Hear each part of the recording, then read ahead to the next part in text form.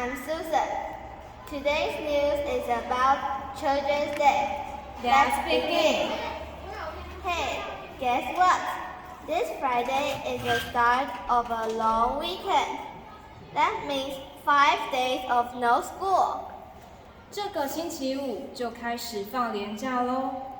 But why are we getting a long weekend?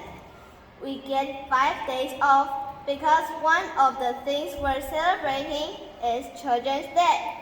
放年假的其中一个理由就是儿童节。Children's Day takes place on April 4th. So what exactly is Children's Day? It's a day to celebrate children, of course. So how did it start? Children's Day isn't just celebrated in Taiwan. A lot of countries all around the world celebrate Children's Day. 很多国家都有儿童节。A long time ago, some very important people got together and had a meeting in Switzerland. They agreed that children should be protected and always kept safe.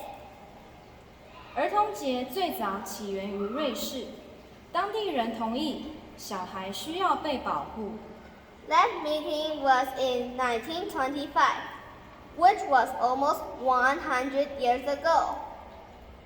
After that meeting, many countries started celebrating Children's Day and even picked official days on the calendar to honor this day. So why is everyone so worried about protecting children?